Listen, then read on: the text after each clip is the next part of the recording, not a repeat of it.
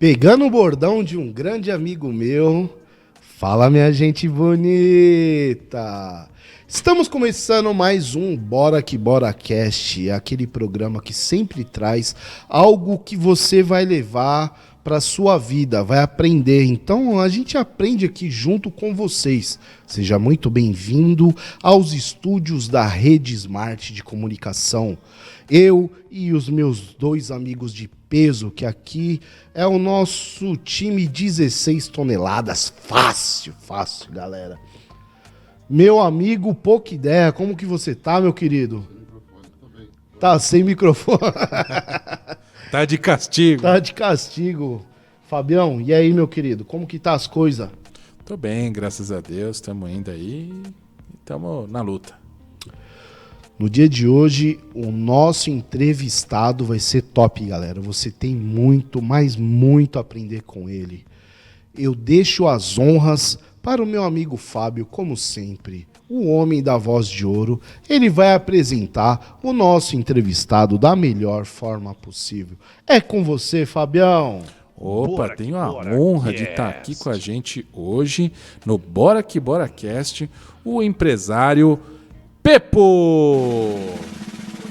Pepo Moacir. Pepo Moacir. Seja bem-vindo, Pepo. Tudo bem, Pedro? E aí, beleza? Seja bem-vindo ao nosso humilde cantinho aqui do Bora Que Bora Cast. Eu costumo falar desde quando a gente criou esse estúdio aqui, cara, é o nosso cantinho da felicidade. Sabe aquele momento que você vai pra Nárnia, que você deixa todos os problemas de fora e aqui a gente troca aquela ideia gostosa, onde a gente sempre aprende um pouquinho, cara. Meu amigo, se apresente para o nosso público da Rede Smart de Comunicação e das redes sociais também. Olá. Quem é o Pepo? Opa, vamos lá. Olá a todos, tudo bem, galera? Obrigado aí pela oportunidade de estar aqui com vocês, aqui poder participar aí desse trabalho de vocês aí, que é bem comentado, né? Inclusive o Jean falou, vai lá, meu, os caras é gente boa. Eu falei, não, beleza, vamos lá, né? Bom, Pepo Moacir é uma pessoa simples, comum, nascido na Vila Menck, né? Aqui da cidade de Osasco. E aí eu vou contar um pouquinho, durante aí a programação de vocês, um pouquinho da nossa trajetória, né? Tenho minha atividade comercial dentro da cidade, né? E vamos lá, vamos bater esse papo aí. O que vocês vão demandando aí, eu vou respondendo um pouquinho. Pepão, já de lata, meu irmão. Você cresceu ali na Vila Menck, aonde mais ou menos? Como que foi a sua infância na Vila Menck, Pepo? Nossa senhora, vamos lá, retrospectiva. Aqui é uma cronologia de vida. A gente quer saber. Os caras já contaram que eu sou velho, né? O cara já tem uma quilometragem rodada aí. Aqui a gente quer saber tintim por tintim. Cara, na verdade, é assim, né? Inclusive eu sou, desculpa a expressão, mas eu muito puto porque mudaram o nome do meu bairro. Jura? Não era Vila Menck antes? Não. Como que era o nome? Chamava-se Jardim Platina. E, na verdade, o Jardim Platina é mais antigo que a Vila Menck, né? Mas é uma discussão árda e... Chega lá no meu bairro lá e fala assim, pô, meu, você conhece o Pepo da Menck? Não, os caras conhecem o Pepo do Platina. Caramba! Que lugar, mais ou menos, da Menck ali? Da Vila Menck é assim, né? Hoje ela é um bairro muito maior do que era. Eu nasci ali beirando a Anhanguera, que vem ali onde é o Pão de Açúcar. Parte da minha família morou por muitos anos ali, né? Eu um pouquinho antes, mais próximo ali atrás do UPA da Vila Menck, né? Que a gente fala que é bem a esquina do Brasil, bem ali no fundo mesmo, bem rente a Anhanguera. Tanto é que tem uma história engraçada ali, que o pessoal que mora ali naquela região, né? Jardim Dávila, que era Bela Vista, Platina, quase não se frequentava Osasco, era o bairro da Lapa, centro de São Paulo, né? Fala uma coisa meia...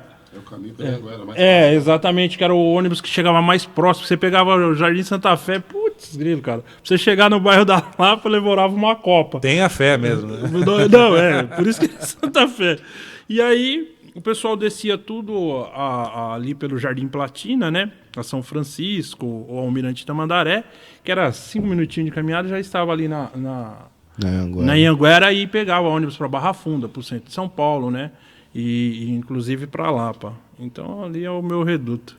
Ali eu tenho uma história bem aquele corte ali da Anhanguera bem legal mesmo, porque a gente iniciamos toda a nossa estrutura a nível de emprego, trabalhos, né, e buscar estrutura fora para poder aquelas famílias ali, tudo ligado a São Paulo, Pirituba, aquela região ali, né? Pepo, como você mora ali pertinho, cara, duas coisas que eu já tô na cabeça para te perguntar. Mas a primeira é como que foi a sua vida antes e depois da chegada do SBT ali? Mudou muita coisa, cara? A expectativa da população na época. Nossa, o SBT vai ser da Vila Guilherme, vai vir pra cá e tal. Vocês tiveram algum incentivo para participar de alguma coisa lá? Assim, cara, ali era, na verdade, uma grande selva, né? Era só mato mesmo, né? E com a vinda e a ampliação que a gente chamava-se antigamente ali, onde está o SBT, com a vinda dele ali, mudou toda a estrutura, como várias outras empresas. Eu até falo ali, naquela região, antigamente você ia com um cavalo lá, você fazia a troca de um terreno, né? Uma forma muito singela de se colocar, porque como era extremo, Osasco já era considerado o extremo de São Paulo, né? E aí você pega os grandes periféricos, então você vê que as pessoas eram bem lá do fundo. Aí você vê, saindo dali, você via antigamente Morro Doce, que era extremamente, assim, vamos se colocar, né? Figurativo, isolado, né? Aí depois em Cajamar. Então, cara, era assim, bem sitiante mesmo, né?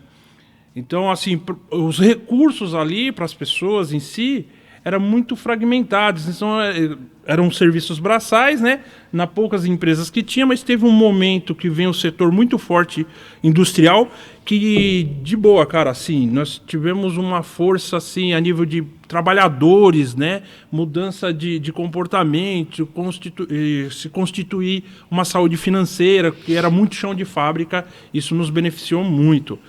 Agora, um pouco antes, eu posso falar assim, né, eu vivi naquele momento que, assim, nós vivíamos como índio. Eu era considerado como se, entre aspas, né, como índio, né? Porque eu me dava muito bem dentro do mato, de visitar um vizinho, tudo se fazia a pé. Então, existe umas ideias meia louca que a gente passamos toda aquela trajetória, né? E uma formação muito legal que hoje não se tem, né? Que era o convívio, assim, era muito contínuo entre os vizinhos, mesmo sendo distante, mas a compaixão de estar próximo, de solidarizar pelo próximo, de estar somando, de estar cuidando, que nem eu era conhecido lá o Pepinho, né? Não, então, eu falo uma história, né, que eu falo assim, né? Eu saí ali, eu fui criado ali com a minha mãe, né? Ela foi uma mulher, assim, negra, mãe solteira, venho de um orfanato, sem pai, sem mãe, de um único irmão ali que acolheu ela ali para ela poder morar, né? Então, e aí venho logo eu, assim, um filho deficiente, né? Num momento muito assim, que a sociedade era um pouco assim, não vou dizer assim, que ela discriminava, né? Mas era bem conservatória, uma mulher negra, não tivesse filho, não tivesse pai, né? Mãe solteira e ainda um deficiente. Aí, no passar do tempo, as pessoas começaram a me acolher de uma forma assim, como se eu fosse filho de cada família lá, né? E eu tive uma ligação muito intensa com essas pessoas, tenho uma gratidão. Hoje, o que eu me tornei, o que eu sou, são graças a essas pessoas que, no momento de não estar presente no meu convívio diário, mas essas pessoas dormiam pensando no Pepinho, se ele comeu, se ele não comeu. Tudo ali naquela mesma região. Né? Então, exatamente. E aprender um pouquinho com cada família também, né, cara? Cara, eu fui muito próximo de muitas e muitas famílias daquele trecho, assim. Porque o que acontecia? Eu era uma criança, assim, muito ligado à rua, né? À natureza. Então eu passava da casa de um, Pepinho, você já comeu? Não. Então veio almoçar. Aí já ia mais à frente o outro, Pepinho, você já almoçou hoje? Não. Comia pra caramba. Quando eu saía ali da Vila Veiga pra me chegar no Santa Fé, eu fazia umas 4 refeições aí, e pelo menos umas 2 na volta, né? Então isso me deixou muito próximo, né? A sua família tá assim, mais ou menos desde do início da cidade, da Zona Norte? A minha família é pioneira naquela região. é pioneiríssima, né? Nossa Senhora. Então, eles viram a construção mesmo ali da SBT ali, chegando ali. Assim, a convivência que nós tivemos, né? Hoje está se perdendo um pouco, porque vem uma nova geração. E querendo ou não, os métodos de comunicações hoje, elas isolaram as pessoas. E lá, assim, eu sou nascido em 75, né? Então eu com 6 anos de idade, eu já fragmentava todos os cantos lá. Minha criancinha ia na casa de um, na casa de outro. E no convívio, então, a gente conhecia o pai, a mãe, os avós, os tios, o gato, o cachorro. Se a gente viu o cachorro de fulano lá do outro lado, a gente trazia no braço. Tipo cidade interior mesmo, né? Bem isso. E isso também nos alimentou muito, assim, a nível de relacionamento, de convivência, né? Assim, hoje as pessoas lá, depois que se tornou industrial muito, se perdeu um pouco disso, viu? É uma pena, né? Mas eu vou falar pra você, eu era assistido por todo o bairro. Todo mundo conhecia. Eu tinha que dar... Cada passo meu tinha que ser medido num palmo, né? E o Silvio Santos nunca chegou ali e falou: para quem quer dinheiro, quer um aviãozinho, nunca chegou. Eu acredito que, assim, por ele estar lá na região, ele tem um carinho pela região, mas a atividade, eu acredito, dele, por ser pela posição que ele ocupa, não é pelo fator de não querer transitar, assim, fisicamente com as pessoas ali. É que a demanda se torna muito grande e a pessoa não consegue. Mas, assim, meus pais praticamente cresceram escutando a voz dele, assistindo ele, e eu automaticamente, sabendo que é o nosso vizinho mesmo, que a gente ali do lado, né? Não estejamos lá num diálogo direto com ele, a gente acaba tendo esse carinho da pessoa, pela trajetória, pela luta de vida. Tanto é que muitas coisas eu me espelhei nele. Então, e isso me fortificou bastante. Você olha, isso é natural, você dentro de casa, você olha para quem? Pro seu pai, né? Você vê lá o pai que batalha e tal. Aí dali do seu pai você vai desenhando a sua vida, as outras pessoas, e você vai colhendo aquilo das pessoas. Silvio né? Santos é uma referência mesmo, hoje de peso. Infelizmente nada é pra sempre, né, cara? Felizmente o homem do baú aí, acho que se aposentou de vez agora. Ele passou o bastão de vez pra filha Patrícia Bravanel e... eu nem sabia. Ele não grava mais.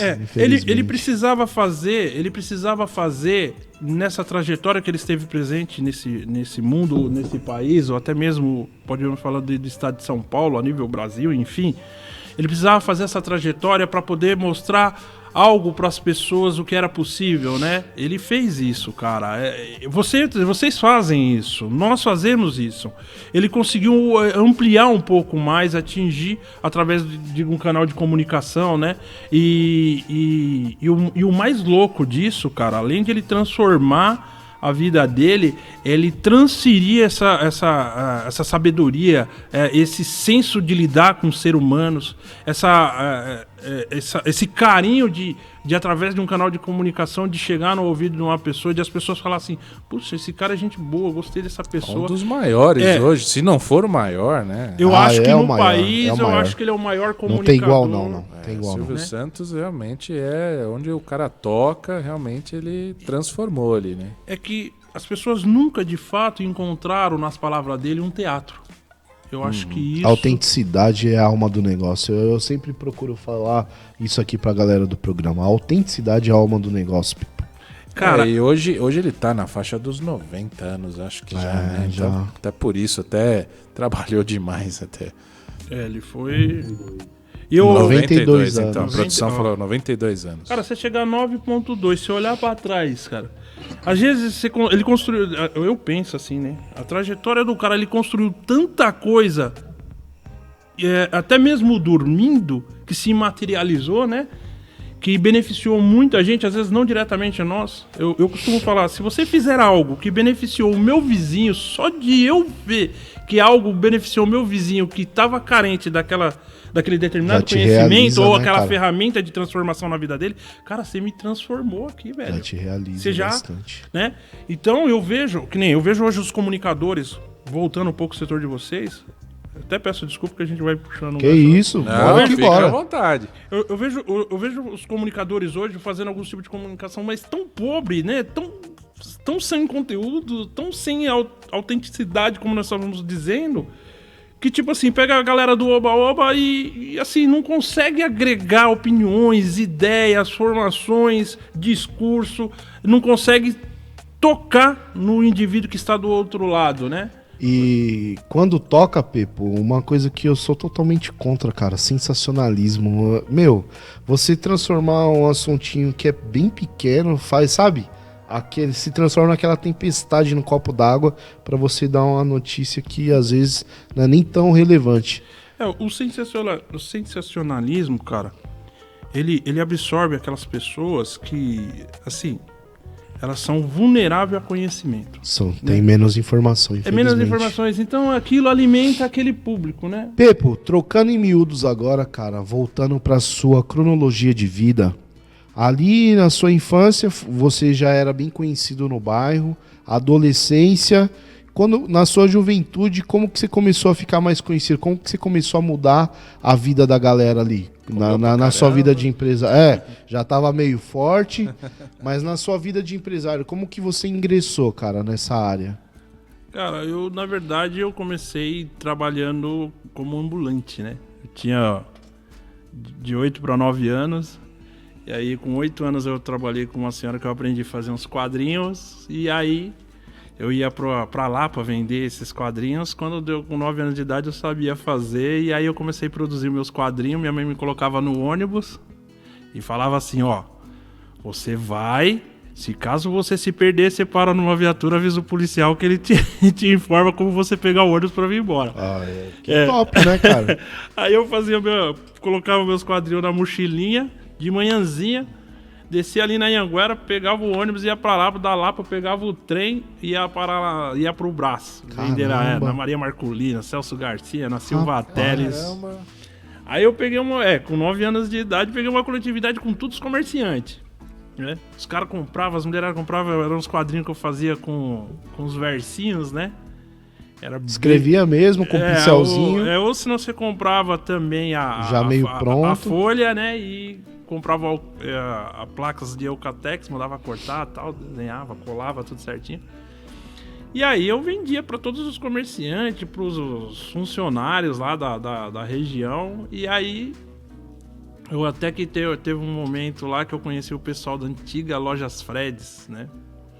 E aí teve um senhor lá que, puxa vida, hoje eu não me recordo mais dele, assim, nem sei se ele é vivo hoje, mas foi que me ajudou muito. Por que você não vende aqui? Você vai vender bem, né? Num espaçozinho que era onde o pessoal, era o porta-volumes, né? Você vai oferecendo. E naquela época aquela loja era muita gente mexia com o que a Lojas Freds? Eles vendiam roupas, né? Roupas, malhas, era loja de roupas, mas era muito grande, né? Lá na Rua Silva Teles. Aí eu vendia meus quadrinhos ali, e ali eu ganhava meu dinheiro. Assim, não era o suficiente para manter, mas eu tinha que fazer aquilo porque eu tinha mais irmãos, né? Agregava, né, cara? E eu tinha que ajudar a criar, assim, aliás, era a única fonte de renda que tínhamos, né? E aí, minha mãe, quando fazia alguma faxina, coisa desse sentido, era pra pegar o recurso também pra poder ajudar em casa. Então era uma condição de vida, assim, bem difícil mesmo, né? Eu falo assim, cada um tem a sua história, né? Então cada um é um código de barra, um QR Code, né? É uma conotação diferente. Mas nós passamos um processo muito delicado. Aí com esse dinheiro, eu descia no Mercadão da Lapa, vindo embora, era umas 6, quando dava 5h30 lá, já me encerrava, vinha embora. Podia comer só um lanchinho lá, que era um cachorro quente, não podia tomar agora nada, porque o dinheiro era pouco, né? Dava um jeito de passar debaixo da catraca lá pra poder não pagar o trem. Descia no Mercadão da Lapa, ali eu comprava as coisas pra deixar pro dia seguinte pra ter o alimento lá em casa. Então, comprava um pouquinho de arroz, um pouco de feijão, comprava porque, cara, hoje esses tempos atrás fui comprar um quilo de sardinha, eu achei o preço absurdo, aquilo pra mim era barato, era como se você comprasse um saco de sardinha por R$5, hoje o quilo da sardinha é 30 pau, eu falei, você é louco? Tá doido. E aquilo era tão bom, né, cara, que hoje, assim, era um baita de um alimento, né, e era alimento de pobre aquilo, né, então eu comprava pé de galinha, pescoço, esse era o cardápio nosso, né? E aí eu comprava as coisas, levava pra casa e no dia seguinte de manhã podia estar chovendo, tá fazendo sol, poderia estar tendo greve, eu tinha que sair porque o negócio era estreito. Aí eu ia no dia seguinte, novamente na mesma batalha. Aí eu fui pegando conhecimento, pegando uma habilidade de comercial. Aí eu fui trabalhar na Lapa, vendendo sorvete. E comecei a vender sorvete. Depois fui trabalhar com o pessoal na banca de frutas ali no bairro da Lapa, que era de frente ao Campo Salles. Aí da banca de frutas, né, eu peguei uma amizade muito grande com o pessoal. Aí eu fui vender Zona Azul. Aí eu fui um dos pioneiros. Aí eu comecei a vender Zona Azul e falei, pô, esse negócio é dinheiro, né? Eu gostei disso. Foi onde eu comecei. O pessoal sempre precisa estacionar, né? E aí eu comecei na Afonso Sardinha, Antônio Raposo, comecei a colocar gente pra trabalhar na Nossa Senhora na Lapa, colocando na todas as ruas de volta ali. E aí a coisa foi crescendo, aí eu fui pro centro da cidade, na Major Sertório, aí eu comecei a tomar e eu conheci a organização e as preocupações que me trouxeram, porque o que acontece? Naquela época, na região do centro, já existia quem era dona de rua, quem não era, então aí a coisa ficou um pouco tensa, né? Mas aí eu consegui me organizar bem, tenho um recurso considerável, né? Aí eu voltei pra Lapa, falei, não, vou ficar aqui nessa região, porque lá o negócio é complicado. Eu comecei a ficar na Lapa, fiquei na Afonso Sardinha por acho que um bom tempo. Aí o pessoal do cartório me chamou pra trabalhar, o cartório Milani, que eu conhecia todo mundo ali na Lapa. Tanto é que foi o bairro, assim, que eu falo pra você, que me salvou de muitas coisas, cara. Uma galera, assim, que eram os comerciantes, que até hoje muitos deles ainda são meus amigos. E foram meus clientes. E aí eu fui trabalhar na Lapa, aí eu tive 2 convites. Um pra ir trabalhar no cartório Milani e o outro foi pra trabalhar na Apoio Recrutamento, que era apoio... aliás, minto. Ou trabalhar na Gelri, né? Então, aí eu peguei...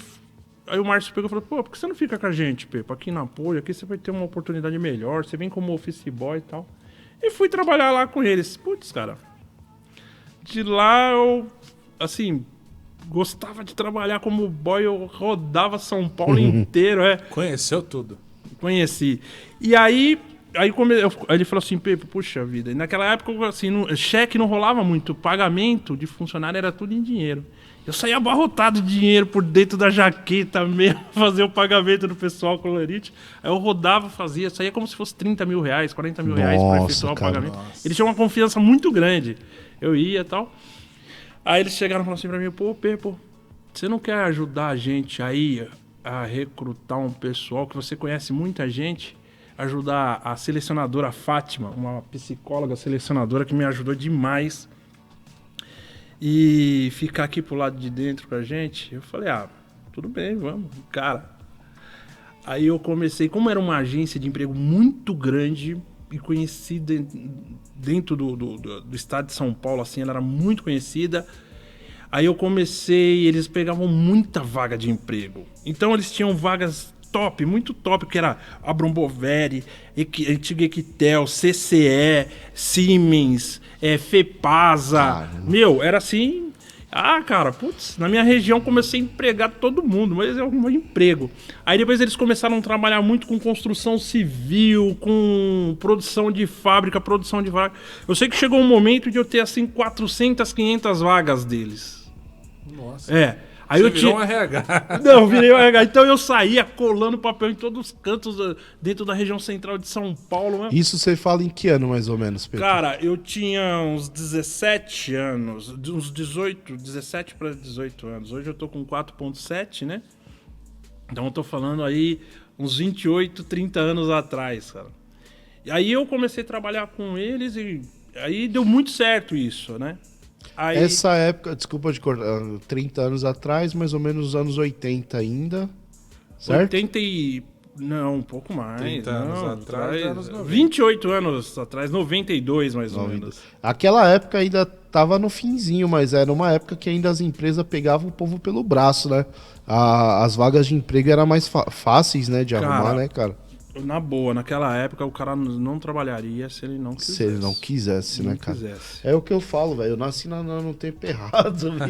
Porque, meu, antigamente, cara, hoje em dia pra você arrumar um serviço aí é um sufoco, cara. Hoje é. Era uma época que a indústria brasileira era muito forte, né? Então, a produção se girava muito. Por exemplo, onde eu morava mesmo, eu pegava as vagas das empresas, cara, era uma dificuldade para preencher. Porque uma região forte industrialmente, toda a população empregada, então você tinha dificuldade de encontrar pessoas para preencher. Só na parte que era Margraf, tinha Margraf, Tacano e Panon. A Tacano era na zona sul de São Paulo, na Avenida Sabará, gigante, cara, gigante. Os caras contratavam demais, demais. Então vinha gente de tudo quanto é lugar, assim, o cara ficava desempregado, era só me procurar, tinha emprego, não faltava emprego, cara, e eu ajudava, porque... E hoje é muito mais difícil, né? Hoje, um recrutamento e seleção hoje de uma empresa é uma coisa... Rigoroso, né? Mais rigoroso. Muito mais difícil. Antigamente até eu vejo que não é mais a mesma coisa, né? Por exemplo, um cara que era metalúrgico antigamente, de certa forma era mais valorizado do que é hoje, né? Tinha um salário até melhor. Você é louco, os metalúrgicos antigamente parecia que era metalúrgico da NASA. Eu me lembro que tinha olerites, nós estamos falando de 92, 93, por essa época, 95.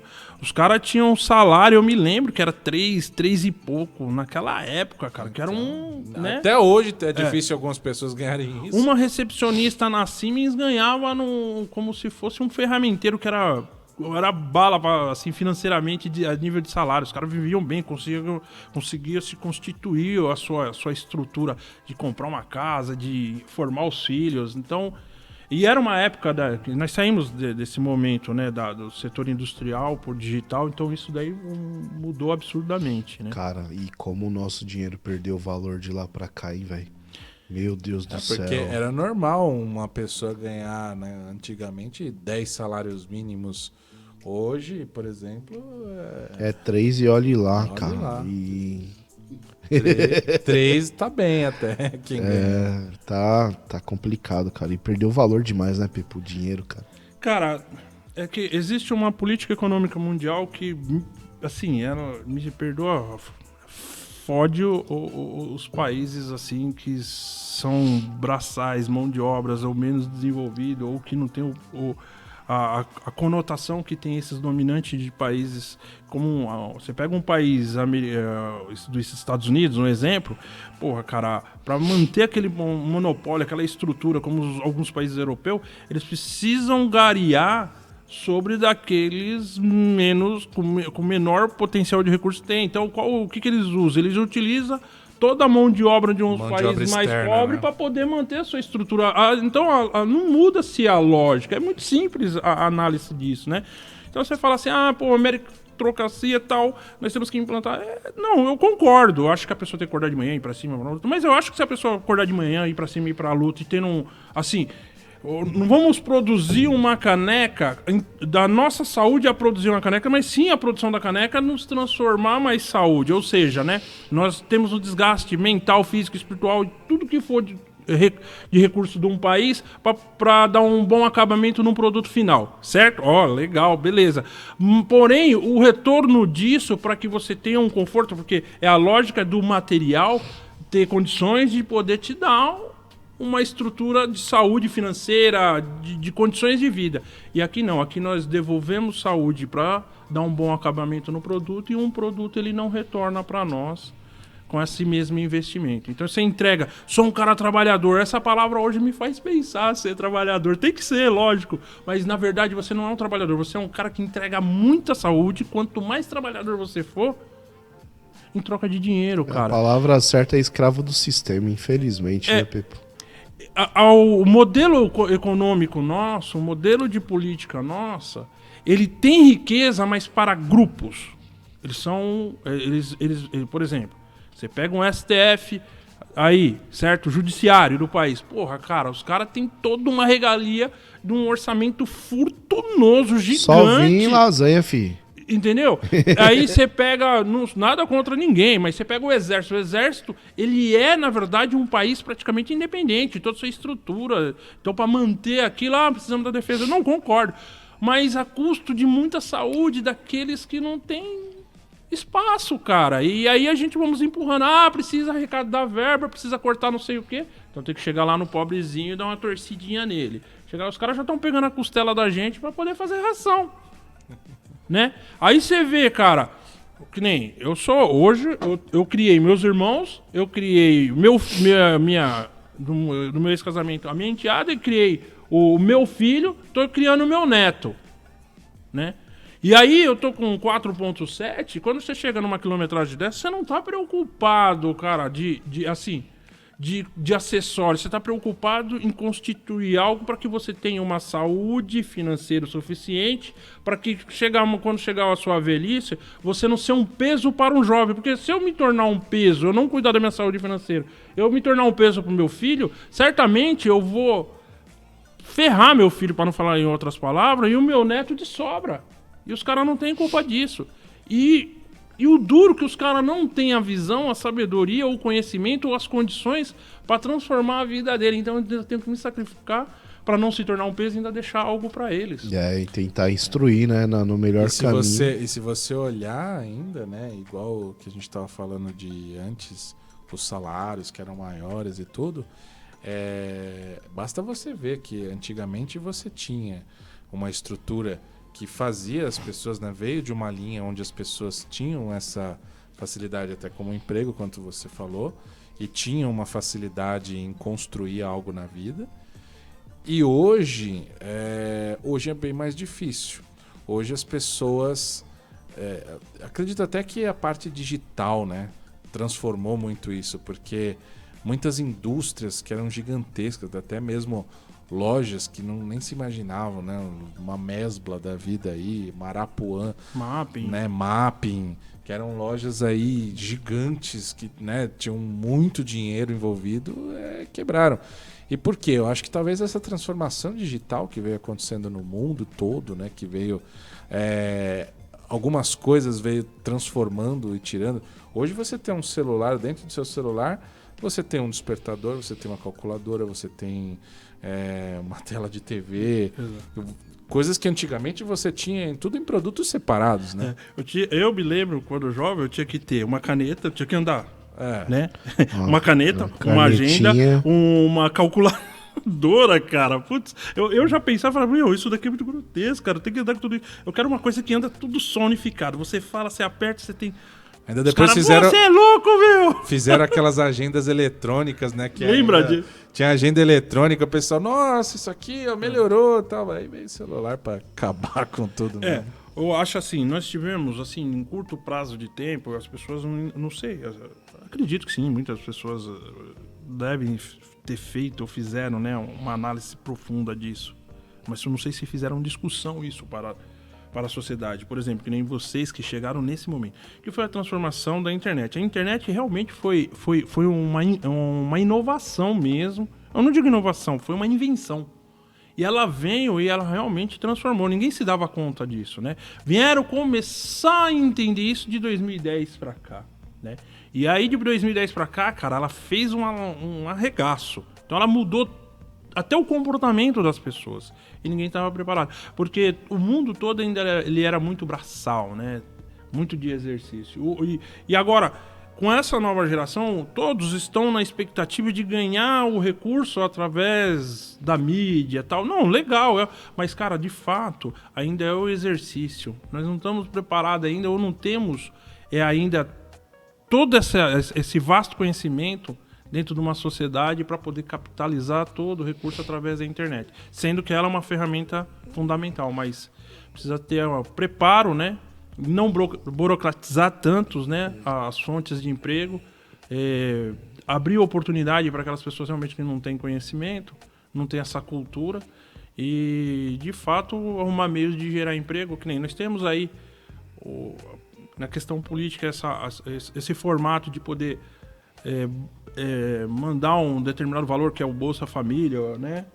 Para que a pessoa consiga subsidiar aquilo, mas não é isso que o brasileiro gosta também. O brasileiro ele gosta de poder trabalhar, de gerar a sua estrutura, de chegar nos lugares e pagar pelo que ele está consumindo. Ele é um cara de produção. O brasileiro ele é um cara...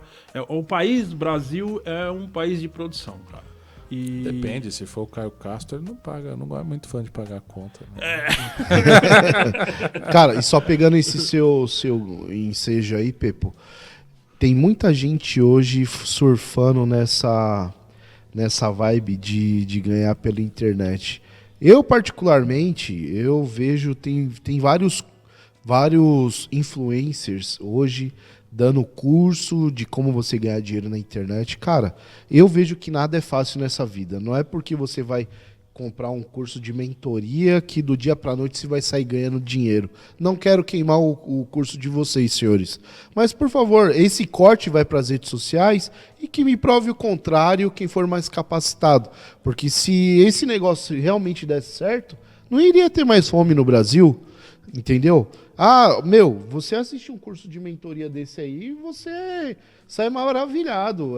Não, vou ficar rico do dia pra noite.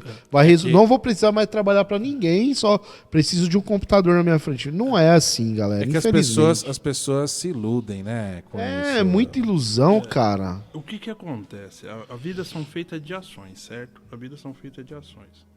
E para você materializar essas ações, cara, não tem outro caminho. Você tem que utilizar do conhecimento, da sabedoria, dos braços, das pernas. Não tem. Nós estamos no mundo material, então você vai ter que fazer um exercício para materializar. Não dá para você olhar para determinado lugar, vai nascer pedra e pedra nasce, vai nascer dinheiro e dinheiro nasce. Não é a realidade.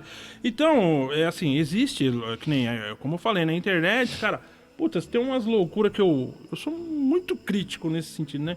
Você olha lá e assim, o cara dá um curso falando que o cara vai ganhar fortunas, aí posta lá o cara lá de carrão, e isso tá sendo segregador na cabeça dessa geração. Uhum. Aí o cara, ele vai chegar, ó, um exemplo, né? Ele chega aos 20 anos, não tá trabalhando ainda vive sobre o recurso do pai, arruma um biquinho, aí ele corre pra internet fazer os vídeos e tal, achando que vai ganhar uma fortuna e tal. Aí daqui a pouco ele tá com 25, 30, 35, cara, aí daqui a pouco o cara não constituiu nada e ele entra numa depressão tão grande, cara, profunda, que ele fala assim, uma frustração, né, cara? Porque ele acha que tudo que ele tá fazendo aqui, ele colocando lá dentro, é muito específico essas ações que podem te dar retorno.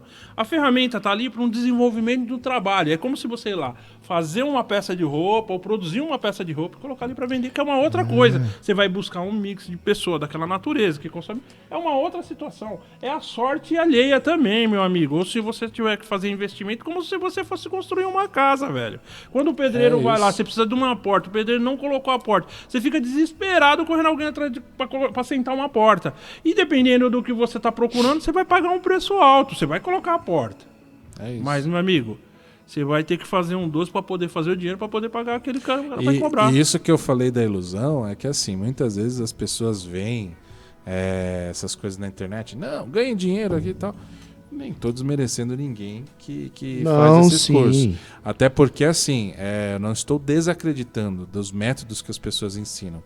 Eu estou dizendo que as pessoas que veem esses tipos de vídeos, que veem essas mentorias ou até mesmo esses cursos, elas muitas vezes não colocam na cabeça que elas precisam também fazer um esforço com aquilo, talvez trabalhar de uma forma diferente, persistir, insistir naquilo. Não, a pessoa olha, vê aquilo, vê o cara bem sucedido, fala, não, vou fazer. Que do dia pra noite vai ficar já. Eu mesmo, teve alguns cursos que eu já tive da internet. Esses cursos que eu tive da internet, geralmente era ensinando alguma coisa de materiais de internet, não necessariamente como ganhar dinheiro. Mas sim, ganhar dinheiro seria uma consequência. E também já vi gente me mandando assim, baixa esse aplicativo aqui, que você assiste vídeo e ganha dinheiro. Cara, não, eu já tô com R$100 aqui na conta. É mesmo? Você tá com R$100 na conta do aplicativo. Ele foi pra tua conta? É muito difícil. Então, assim, as pessoas se iludem muito. Pior do que esses cursos de mentoria pra você ganhar dinheiro é esses malditos joguinhos, velho. Foguetinho, aperta lá. Tá arrancando dinheiro da população esse negócio aí que eu vou falar. Além de encher o saco nos vídeos, você vai folhando. Você lembra da Fazendinha do Facebook, cara? Não, você é doido. Aquele jogo, eu conhecia tanta gente que deixou fortuna naquele jogo da Fazendinha. Você vê, é engraçado, né, cara? Vamos Vamos acirrar um pouco. Por exemplo, nós colocamos o nosso estado de consciência lá dentro do equipamento de uma rede, né? Nós deixamos lá e só deixamos o corpo pro lado de fora. Às vezes eu me dou conta, cara, que eu tô olhando um negócio, parece aí, aparece outro. Quando eu volto, o cara fala, cara, saí de lá de dentro. Então, a tecnologia, ela é boa. Ela é boa, ela te dá um mundo de comunicações.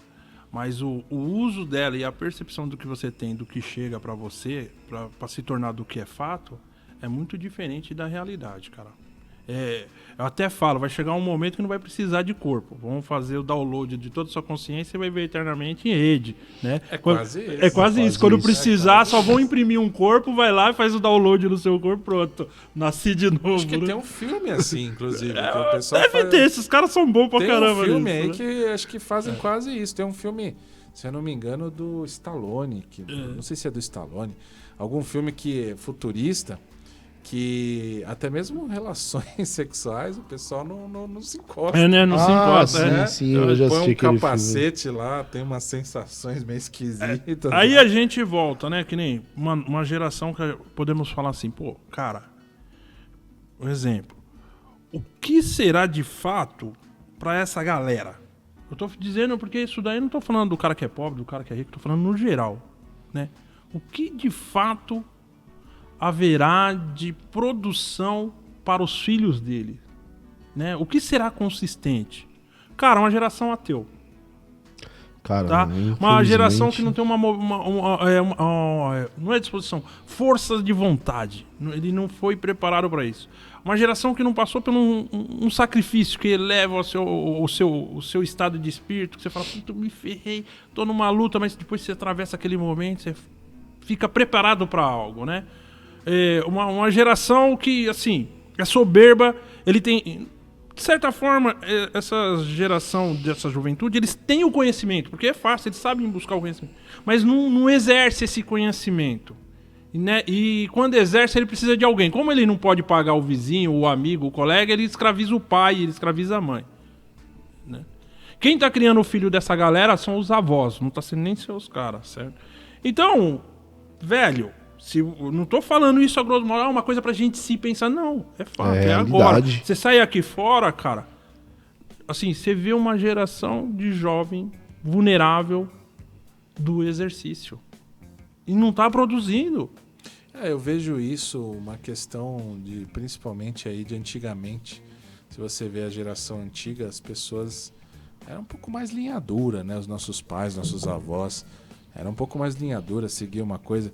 E eu não sei quem é o autor, mas tem uma coisa que eu costumo ver muito, e se você parar para pensar, é bem isso, né? Que ela diz o seguinte: homens fracos geram tempos difíceis. Tempos difíceis geram homens fortes. Homens fortes geram tempos fáceis. Tempos fáceis geram homens fracos. E é esse círculo, né? E é real isso, cara. Agora... você olhar pra trás, eu falo pro meu filho, cara, é o seguinte, eu tô na batalha, eu não paro. Todo dia eu levanto de manhã, eu não quero saber o que eu tenho que enfrentar. Quando eu olho assim e falo assim, puta, amanhã meu dia vai ser difícil, hoje eu não tô aguentando a coisa, eu paro e dou uma análise. Eu falo assim, quem é o Pepo, né? Quais as minhas condições e o que eu quero de fato. Primeiro, eu analiso, cara, que eu tenho 47 anos de vida, tantos meses, tantos dias e esse exato momento de hoje aqui nós trocando ideia para aplicar no dia de amanhã. É só fazer o exercício. Que quando você tem a disposição, né, a força de vontade mais a sabedoria, o impacto pode ser para toda a nação ou para o mundo inteiro, mas para você será menor. E é isso, tem que pôr à disposição. Nós estamos aqui... materializado, cara, nós vivemos da realidade e é um mundo que é capitalista. Você entrega sua saúde, você vai ter que entregar a saúde para poder ter um resíduo de algum material que dê um determinado conforto para você. Se você não construir uma saúde, se hoje você não pensar, cara, eu tenho 30 anos, eu não sei quantos anos você tem, me perdoa, mas eu tenho 30, 35 ou 40 anos, se eu não pensar em algo que dá para planejar para daqui 10 anos eu tiver algum rendimento, você será uma pessoa que sobrará para um jovem desconhecedor bruto, ignorante, que talvez, cara, você esteja apostando que ele cuide de você, ele acaba caindo junto com você e vai padecer. É construindo um castelo de areia, né, É cara? construindo um castelo de areia. Felizmente. Pepão, cara, partindo da cronologia, a gente já descobriu ali o seu início e hoje, a sua vida de empresário, como que tá hoje? Como que você fez pra chegar até hoje? Como que você tá hoje? Quem é o Pepo de hoje? Cara, hoje eu sou um cara que eu tenho um estabelecimento, aliás, e tenho outras atividades. Eu tenho a Frete Já, tenho a Detudo Martins, né? E a Detudo Martins trabalha com compra e venda de eletrodoméstico, móveis, novos, seminovos, materiais de leilão. Também eu tenho a Frete Já, que são fretes rápidos. Eu tenho alguns transportezinhos pequenos de fretes rápidos. É o que me dá a minha estrutura fundamental. E eu gosto muito de uma outra atividade, que é essa, independente de qualquer situação, eu faço a prática dela contínua e constante, que é política. A nossa vida consiste de política, né, cara? Todos nós somos políticos. Não tem jeito, sempre termina aí. Eu sou um amante dela, cara. Eu sou um cara sem natureza. Estudioso da política. Quem pesquisa as redes sociais do Pepo hoje em dia percebe-se, né, cara? Você tá bem próximo de muita gente aí do governo, muitos políticos. Como que é esse dia a dia e como que você pratica isso, Pepo? Cara, existe algumas formas de se tratar da política, né? Eu me trato a política como o meu cotidiano, como o meu alimento, como uma ferramenta de transformação no indivíduo, né? Como qualquer outro campo, ela é criminalizada de uma certa forma, porque ela é muito exposta e por onde ela margeia são líderes da sociedade, né? Então ela fica marginalizada. Bandido, é ladrão, nós sabemos que tem em todos os setores, em todas as áreas temos pessoas dessa forma. Mas a política eu trato ela com seriedade. Eu acho que o caminho da seriedade, seja no que você for fazer, ele vai te dar algum respaldo, mesmo que tiver o cara falando que não é da sua conduta, você vai levar o nome, você vai ser taxado, mas você tem que estar em paz com o seu coração.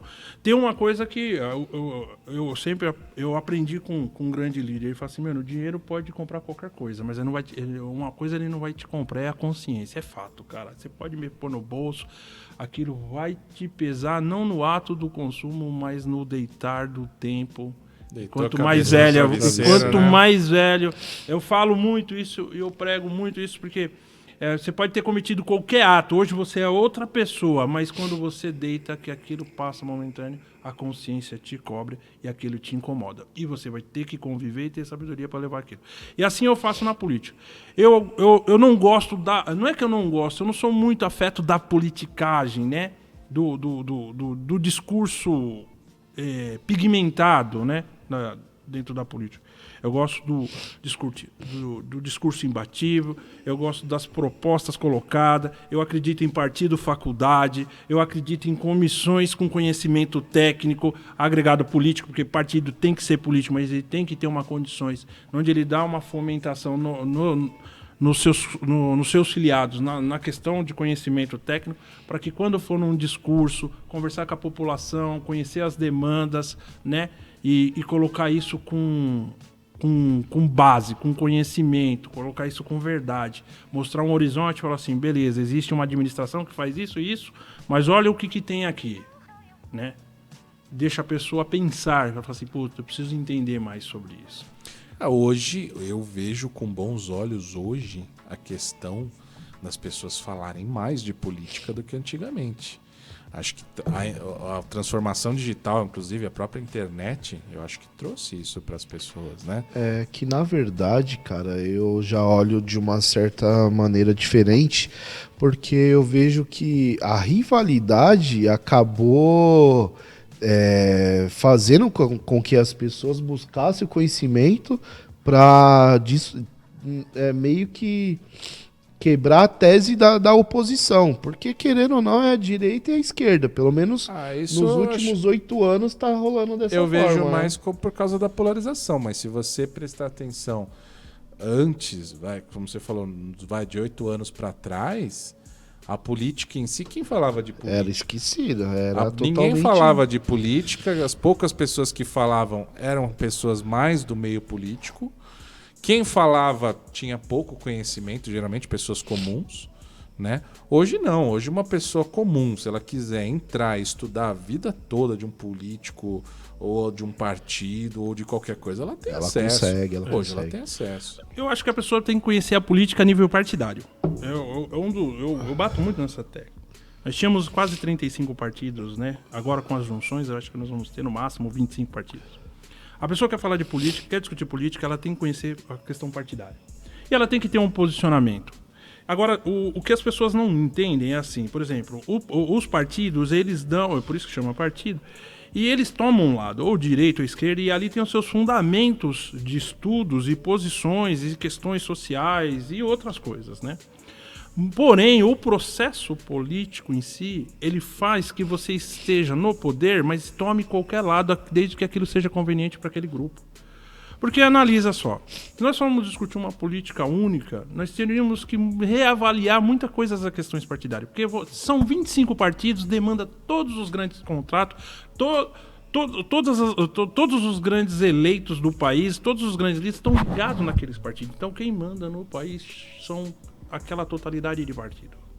E dali você tem que entender quais o que discute a política que cabe para você, para sua família, para o seu vizinho, né? A questão ideológica, ela existe e é importante disso. Mas existe um domínio sobre isso. Você está entendendo? Existe um domínio. E esse domínio é pela questão de interesse financeiro, interesse de vários outros fatores. Nós ficamos aqui embaixo fragmentados quando vai se discutir isso. Porque nós não fazemos da parte do processo da onde margeia todos os recursos do país. Todos os recursos do país, eles estão sob domínio de poucas pessoas. É fato isso, beleza? Mas o que sobra aqui para a população? Aqui sobra lava rápido, aqui vai sobrar o mercadinho, a pedaria, sobra o resíduo do recurso. Por isso que aqui embaixo se doa muita saúde para se manter o que tem para frente. Então não é uma questão ideológica somente. É mais de interesse. Como já falou, o sistema, né? A organização é para manter todas as estruturas. Nós acabamos de falar, manter uma estrutura do Exército, para manter uma estrutura do STF, para manter uma estrutura organizacional, seja que for do governo.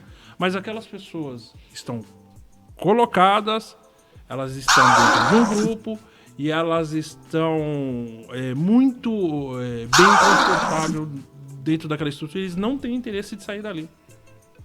Então, o que nós temos que fazer? Ter um posicionamento e ter uma participação efetiva, mas com conhecimento. O que é política? Você tem que participar de uma faculdade política. Você tem que participar de um partido, não importa qual. Que ali sim, você vai fomentar, você vai analisar e vai criar os métodos de comunicação para a linha partidária, para ser discursado lá fora. Né? E lutar por aquilo que você... Né? Hoje eu vejo... Como que eu vejo os partidos hoje? Eu vejo os partidos só uma oportunidade de dar legenda, cara. Principalmente nos municípios. Eu tô precisando de um candidato, você vem pra fazer... E eu, assim... O partido precisa de pessoas que tenham números de voto e tal para poder fazer o seu líder político, seu vereador, seu prefeito. Nós temos um problema de habitação, nós temos vários tipos de coisas para ser discutida dentro da cidade ou do estado de São Paulo. E não se discute isso com frequência. Quando se discute, em grupos fechados, e a maioria não fica sabendo ou não tem interesse. É complicado. Temos que ser aguçado.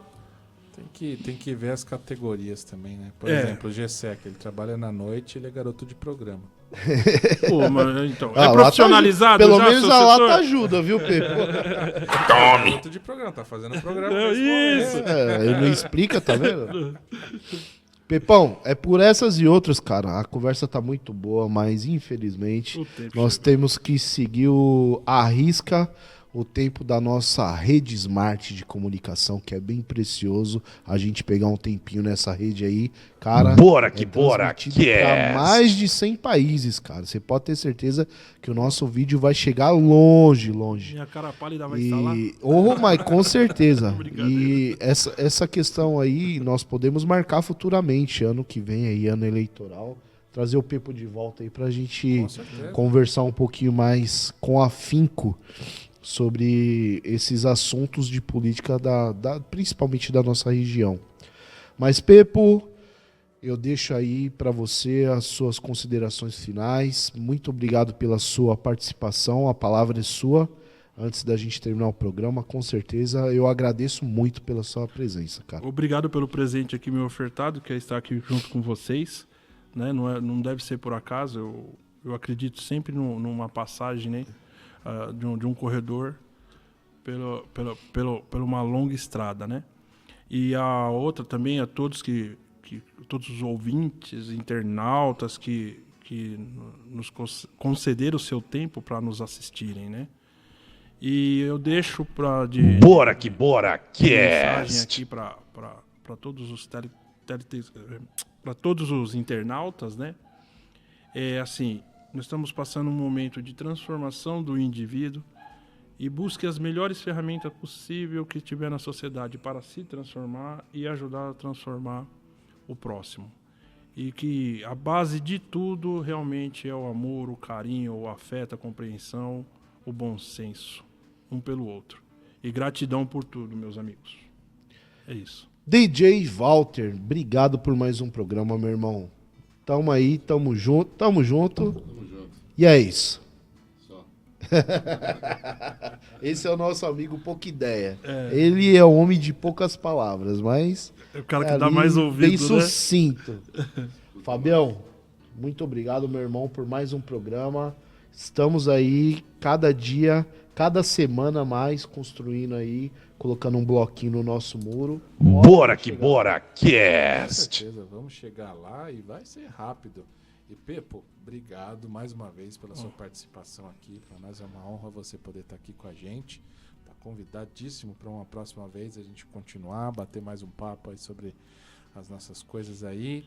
E agradeço o Gessé, agradeço o Valtão também por mais um programa e estamos seguindo aí.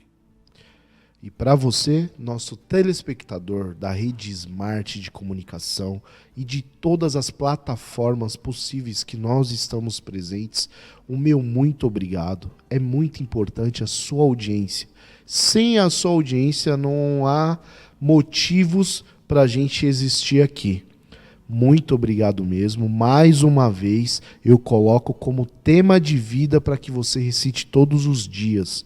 Não importa qual religião você for, mas somos filhos de um único Criador. Então coloca na sua meta de vida isso aqui. O poder de Deus está em mim. E eu tudo posso debaixo da sua graça.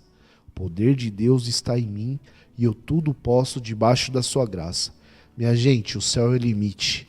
Saia da sua zona de conforto e inicie os seus sonhos. Aquilo que está engavetado ali, aquele projeto que está engavetado, só inicia ele, que eu tenho certeza que da melhor forma possível Deus vai criar maneiras e situações para que dê certo.